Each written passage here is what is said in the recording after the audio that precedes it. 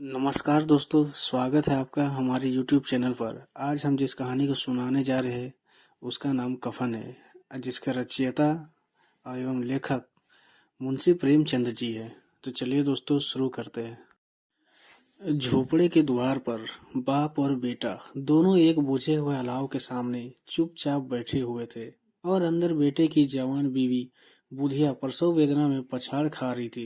रह रह कर उसके मुंह से ऐसी दिल हिला देने वाली आवाज निकलती थी कि दोनों कलेजा थाम लेते थे। जाड़ों की रात थी। प्रकृति सन्नाटे में डूबी हुई। सारा गांव अंधकार में लय हो गया था। घीसू ने कहा, मालूम होता है बचेगी नहीं। सारा दिन दौड़ते हो गया, जा देख तो आ। माधव चिढ़कर बोला, मरना ही है तो जल्दी मर क्यों नहीं जाती। देख कर क्या करूं। तू बड़ा बेदर्द है बे। साल भर जिसके साथ सुख चैन से रहा उसी के साथ इतनी बेवफाई। तुम मुझसे तो उसका तड़पना और हाथ पांव पटकना नहीं देखा जाता। चमारों का कुनबा था और सारे गांव में बदनाम। घिसू एक दिन काम करता तो 3 दिन आराम करता। माधव इतना कामचोर था कि आधे घंटे काम करता तो घंटे भर चिल्लम पीता। इसलिए उन्हें कहीं मजदूरी नहीं मिलती। घर में मुट्ठी भर भी अनाज मौजूद हो तो उनके लिए काम करने की कसम थी। जब 2-4 फाके हो जाते तो घीसू पेड़ पर चढ़कर लकड़ियां तोड़ लाता और माधव बाजार में बेच लाता, और जब तक वह पैसे रहते दोनों इधर उधर मारे फिरते। गांव में काम की कमी न थी। किसानों का गांव था, मेहनती आदमी के लिए 50 काम थे। मगर इन दोनों को उसी वक्त बुलाते जब दो आदमियों से एक का काम पाकर भी संतोष कर लेने के सिवा और कोई चारा न होता। अगर दोनों साधु होते तो उन्हें संतोष और धैर्य के लिए संयम और नियम की बिल्कुल जरूरत न होती। यह तो इनकी प्रकृति थी, विचित्र जीवन था इनका। घर में मिट्टी के 2-4 बर्तन के सिवा कोई संपत्ति नहीं। फटे चिथड़े से अपनी नग्नता को ढाके हुए जिए जाते थे। संसार की चिंताओं से मुक्त, कर्ज से लदे हुए, गालियां भी खाते, मार भी खाते, मगर कोई गम नहीं। दिन इतने की वसूली की बिल्कुल आशा न रहने पर भी लोग इन्हें कुछ न कुछ कर्ज दे देते थे। मटर आलू की फसल में दूसरों की खेतों से मटर या आलू उखाड़ लाते और भून भान कर खा लेते, या 10-5 ऊख उखाड़ लाते और रात को चूसते। घीसू ने इसी आकाशवृत्ति से 60 साल की उम्र काट दी और माधव भी सपूत बेटे की तरह बाप ही के पद चिन्हों पर चल रहा था, बल्कि उसका नाम और भी उजागर कर रहा था। इस वक्त भी दोनों अलाव के सामने बैठकर आलू भून रहे थे, जो कि किसी खेत से खोद लाए थे। घीसू की स्त्री का तो बहुत दिन हुए देहांत हो गया था। माधव का ब्याह पिछले साल हुआ था। जब से यह औरत आई थी उसने इस खानदान में व्यवस्था की नींव डाली थी। इन दोनों बेगैरतों का दोजख भरती रहती थी। जब से वह आई है यह दोनों और भी आलसी और आराम मतलब हो गए थे, बल्कि कुछ अकड़ने भी लगे थे। कोई कार्य करने को बुलाता तो निर्ब्याज भाव से दुगनी मजदूरी मांगता। वही औरत आज प्रसव वेदना से मर रही थी और यह दोनों इसी इंतजार में थे कि वह मर जाए तो आराम से सोए। घीसू ने आलू निकालकर छीलते हुए कहा, जाकर देख तो क्या दशा है उसकी। चुड़ैल का फिसाद होगा और क्या। यहाँ तो ओझा भी 1 रुपया मांगता है। माधव को भय था कि वह कोठरी में गया तो घीसू आलूओं का बड़ा भाग साफ कर देगा। बोला, मुझे वहां जाते डर लगता है। डर किस बात की है, मैं तो यहाँ हूँ ही। तुम ही जाकर देखो ना।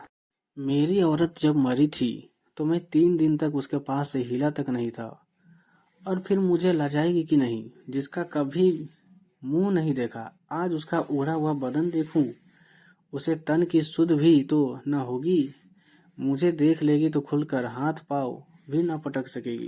मैं सोचता हूँ कोई बाल बच्चा हो गया तो क्या होगा। सोंठ गुड़ तेल कुछ भी तो नहीं है घर में। सब कुछ आ जाएगा भगवान दे तो। जो लोग अभी तक पैसा नहीं दे रहे हैं वे ही कल बुलाकर रुपया देंगे। मेरे 9 लड़के हुए, घर में कभी कुछ न था, मगर भगवान ने किसी न किसी तरह बेड़ा पार ही लगाया। जिस समाज में रात दिन मेहनत करने वालों की हालत उनकी हालत से कुछ बहुत अच्छी न थी, और किसानों के मुकाबले में वे लोग जो किसानों की दुर्बलता से लाभ उठाना जानते थे कहीं ज्यादा संपन्न थे, वहां इस तरह की मनोवृत्ति का पैदा हो जाना कोई अचरज की बात न थी। हम तो कहेंगे घीसू किसानों से कहीं ज्यादा विचारवान था और किसानों के विचार शून्य समूह में शामिल होने के बदले बैठकबाजों की कुछ शक्ति मंडल में जा मिला था। हाँ, उसमें यह शक्ति न थी कि बैठकबाजों के नियम और नीति का पालन करता, इसलिए जहाँ उसकी मंडली के और लोग गांव के सरगना और मुखिया बने हुए थे, उस पर सारा गांव उंगली उठाता था। फिर भी उसे यह तस्कीन तो थी ही कि अगर वह फटेहाल है तो कम से कम उसे किसानों की सी जी तोड़ मेहनत तो नहीं करनी पड़ती और इसकी सरलता और निरीहता से दूसरे लोग बेजा फायदा तो नहीं उठाते। दोनों आलू निकाल निकाल कर जलते जलते खाने लगे। कल से कुछ नहीं खाया था, इतना सब्र ना था कि ठंडा हो जाने दे। कई बार दोनों की जवानें जल गई। छिल जाने पर आलू का बाहरी हिस्सा जवान, हलक और तालू को जला देता था और उस अंगारे को मुंह में रखने से ज्यादा खैरियत इसी में थी कि वह अंदर पहुंच जाए। वहां इसे ठंडा करने के लिए काफी सामान थे, इसलिए दोनों जल्द जल्द निकल जाते। हालांकि इस कोशिश में उनकी आंखों से आंसू निकल आते। घीसू को उस वक्त ठाकुर की बारात याद आई जिसमें 20 साल पहले वह गया था। उस दावत में उसे जो तृप्ति मिली थी वह उसके जीवन में एक याद रखने लायक बात थी और आज भी उसकी याद ताजा थी। बोला, वह भोज नहीं भूलता। तब से फिर उस तरह का खाना और भरपेट नहीं मिला। लड़की वालों ने सबको भरपेट पूरियां खिलाई थी। सबको, छोटे बड़े सबने पूरियां खाई और एक असली घी की चटनी, रायता, 3 तरह के सूखे साग, एक रस्सेदार तरकारी, दही, चटनी, मिठाई। अब क्या बताऊं कि उस भोज में क्या स्वाद मिला। कोई रोक टोक नहीं थी, जो चीज चाहो मांगो, जितना चाहो खाओ। लोगों ने ऐसा खाया कि किसी से भी पानी ना पिया गया। अगर परोसने वाले ही पत्तल में गर्म गर्म गोल गोल सुवासित कचौरियां डाल देते, मना करते हैं कि नहीं चाहिए, पत्तल पर हाथ रोके हुए, मगर वह है कि दिए जाते। और जब सबने मुंह धो लिया तो पान इलायची भी मिली, मगर मुझे पान लेने की कहाँ सुध थी। खड़ा हुआ ना जाता था, चटपट जाकर अपने कमर पर लेट गया। ऐसा दिल दरियाव था वह ठाकुर। माधव ने इन पदार्थों का मन ही मन मजा लेते हुए कहा, अब हमें कोई ऐसा भोज नहीं खिलाता। अब कोई क्या खिलाएगा। वह जमाना दूसरा था। अब तो सबको किफायती सूझती है। शादी ब्याह में मत खर्च करो, क्रियाक्रम में मत खर्च करो। पूछो, गरीब का माल बटोर बटोर कर कहाँ रखोगे। बटोरने में तो कमी नहीं, हाँ खर्च में किफायती सूझती है। तुमने एक 20 पूरियां खाई होंगी, 20 से ज्यादा खाई थी। मैं 50 खा जाता। 50 से कम मैंने न खाई होंगी। अच्छा पका था। तू तो मेरा आधा भी नहीं है। आलू खाकर दोनों ने पानी पिया और वहीं अलाव के सामने अपनी धोतियां ओढ़कर पांव में पेट डाल सो रहे, जैसे दो बड़े बड़े अजगर गिंडुलिया मारे पड़े हो। और बुढ़िया अभी तक कराह रही थी। सवेरे माधव ने कोठरी में जाकर देखा तो उसकी स्त्री ठंडी हो गई थी। उसके मुंह पर मक्खियां भिनक रही थी। पथराई हुई आंखें ऊपर टंगी हुई थी। सारी देह धूल से लथपथ हो रही थी। उसके पेट में बच्चा मर गया था। माधव भागा हुआ घीसू के पास आया। फिर दोनों जोर जोर से हाय हाय करके छाती पीटने लगे। पड़ोस वालों ने यह रोना धोना सुना तो दौड़े हुए आए और पुरानी मर्यादा के अनुसार इन अभागों को समझाने लगे, मगर ज्यादा रोने पीटने का अवसर न था। कफन की और लकड़ी की फिक्र करनी थी। घर में तो पैसा इस तरह गायब था जैसे चील के घोंसले से मांस। बाप बेटे रोते हुए गांव के जमींदार के पास गए। वह इन दोनों की सूरत से नफरत करते थे। कई बार इन्हें अपने हाथों से पीट चुके थे, चोरी करने के लिए, वादे पर काम पर न आने के लिए।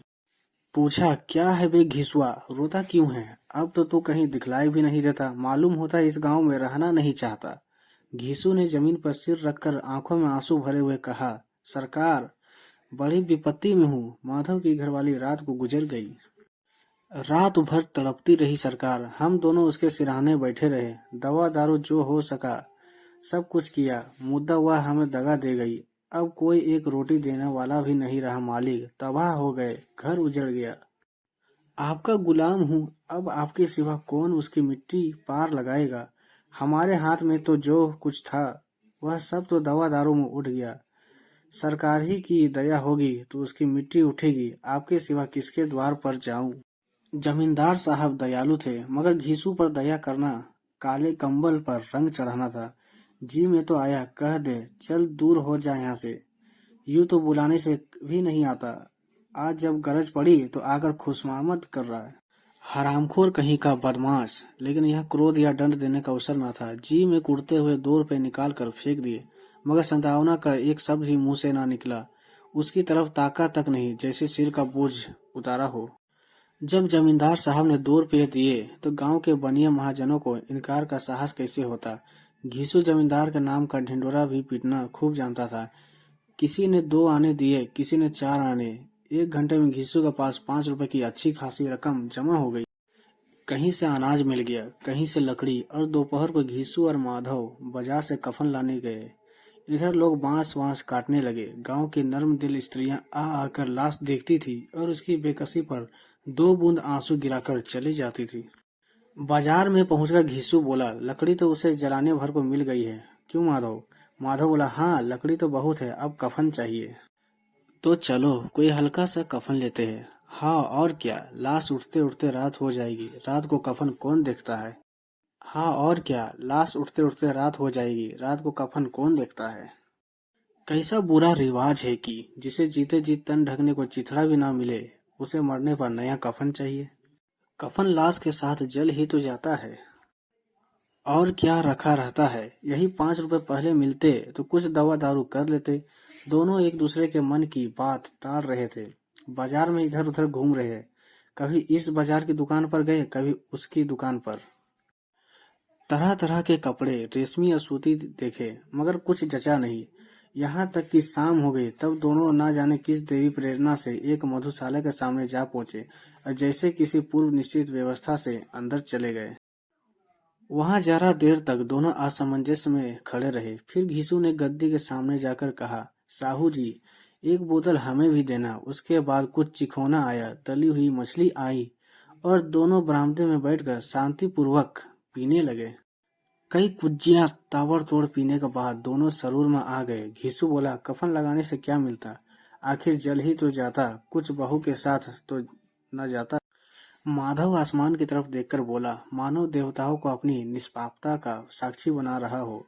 दुनिया का दस्तूर है, नहीं लोग बामनों को हजारों रुपए क्यों दे देते हैं, कौन देखता है परलोक में मिलता है या नहीं। लेकिन लोगों को जवाब क्या दोगे? लोग पूछेंगे नहीं कफन कहाँ है। घीसू हंसा, अब ये कह देंगे कि रुपये कमर से खिसक गए। बहुत ढूंढा, मिला नहीं। लोगों को विश्वास ना आएगा, लेकिन फिर वही रुपये देंगे। माधव भी हंसा इस अनपेक्षित सौभाग्य पर, बोला, बड़ी अच्छी थी बेचारी, मरी तो खूब खिला पिलाकर। आधी बोतल से ज्यादा उड़ गई। घीसू ने 2 सेर पूरियां मंगाई, चटनी, अचार, कलेजिया। शराब खाने के सामने ही दुकान थी। माधव लपक कर 2 पतलों में सारे सामान ले आया। पूरा 1.5 रुपया खर्च हो गया। फिर थोड़े से पैसे बच रहे। दोनों इस वक्त इस शान से बैठे पूरियां खा रहे थे कि जैसे जंगल में कोई शेर अपना शिकार उड़ा रहा हो। ना जवाबदेही का खौफ था, न बदनामी की फिक्र। इन सब भावनाओं को उन्होंने बहुत पहले ही जीत लिया था। घीसू दार्शनिक भाव से बोला, हमारी आत्मा प्रसन्न हो रही है तो क्या उसे पुण्य न होगा? माधव ने श्रद्धा से सिर झुकाकर तस्दीक की, जरूर से होगा। भगवान तुम अंतर्यामी हो, उसे बैकुंठ ले जाना। हम दोनों हृदय से आशीर्वाद दे रहे हैं। आज जो भोजन मिला है वह कभी उम्र भर ना मिला था। एक क्षण के बाद माधव के मन में एक शंका जागी। बोला, क्यों दादा, हम लोग भी एक ना एक दिन वहां जाएंगे ही। घीसू ने इस भोले भाले सवाल का कुछ उत्तर ना दिया। वह परलोक की बातें सोचकर इस आनंद में बाधा न डालना चाहता था। जो वहां हम लोगों से पूछे कि तुमने हमें कफन में क्यों नहीं दिया तो क्या कहोगे? कहेंगे तुम्हारा सिर। पूछो तो जरूर।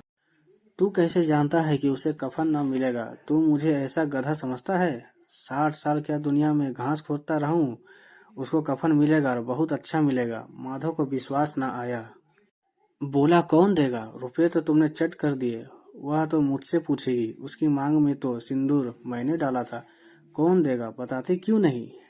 वही लोग देंगे जिन्होंने अब की दिया है। हाँ, अब की रुपये हमारे हाथ न आएंगे। ज्यों ज्यों अंधेरा बढ़ता था और सितारों की चमक तेज होती थी, मधुशाला की रौनक भी बढ़ती जाती थी। कोई गाता था, कोई डींग मारता था, कोई अपने संगी के गले लिपटा जाता था, कोई अपने दोस्त के मुंह में कुल्हड़ लगाए देता था। वहां के वातावरण में सुरूर था, हवा में नशा। कितने तो यहाँ आकर एक चुल्लू में मस्त हो जाते थे। शराब से ज्यादा यहाँ की हवा उन पर नशा करती थी। जीवन की बाधाएं यहाँ खींच लाती थी और कुछ देर के लिए यहाँ भूल जाते थे कि वे जीते हैं या मरते हैं, या ना जीते हैं ना मरते हैं। और यह दोनों बाप बेटे अब भी मजे लेकर चुस्कियां ले रहे थे। सबकी निगाहें इनकी ओर जमी हुई थी। दोनों कितने भाग के बली है, पूरी बोतल बीच में है। भर पेट खाकर माधव ने बची हुई पूरियों का पत्थर उठाकर एक भिखारी को दे दिया, जो खड़ा इनकी ओर भूखी आंखों से देख रहा था और दोनों के गौरव, आनंद और उल्लास का अपने जीवन में पहली बार अनुभव किया। घीसू ने कहा, ले जा, खूब खा और आशीर्वाद दे। जिसकी कमाई है वह तो मर गई, मगर तेरा आशीर्वाद उसे जरूर पहुंचेगा। रोए रोए से आशीर्वाद दो, बड़ी गाढ़ी कमाई के पैसे है। माधव ने फिर आसमान की तरफ देखकर कहा, वह बैंकुट में जाएगी दादा, बैंकुट की रानी बनेगी। घीसू खड़ा हो गया, जैसे उल्लास की लहरों में तैरता हुआ बोला, हाँ बेटा, बैंकुंठ में जाएगी। किसी को सताया नहीं, किसी को दबाया नहीं। मरते मरते हमारी जिंदगी की सबसे बड़ी लालसा पूरी कर गई। वह ना बैंकुंठ जाएगी तो क्या ये मोटे मोटे लोग जाएंगे, जो गरीबों को दोनों हाथों से लूटते हैं और अपने पाप को धोने के लिए गंगा में नहाते हैं और मंदिरों में जल चढ़ाते हैं। श्रद्धालुओं का यह रंग तुरंत ही बदल गया। अस्थिरता नशे की खासियत है। दुख और निराशा का दौरा हुआ। माधव बोला, मगर दादा, बेचारी ने जिंदगी में बड़ा दुख भोगा, कितना दुख झेल कर मरी। वह आंखों पर हाथ रखकर रोने लगा, चीखे मार मार कर। घीसू ने समझाया, क्यों रोता है बेटा, खुश हो कि वह माया जाल से मुक्त हो गई, जंजाल से छूट गई। बड़ी भगवान थी, इतनी जल्दी मोह माया के बंधन तोड़ दिए। और दोनों खड़े होकर गाने लगे, ठगनी क्यों नैना झमकावे ठगिनी, पेंकड़ों की आंखें इनकी ओर लगी हुई थी। और यह दोनों अपने दिल में मस्त गाए जाते थे। फिर दोनों नाचने लगे, उछले भी, कूदे भी, गिरे भी, मटके भी, भाव भी बताए, अभिनय भी किए और आखिर नशे में मदमस्त होकर वहीं गिर पड़े।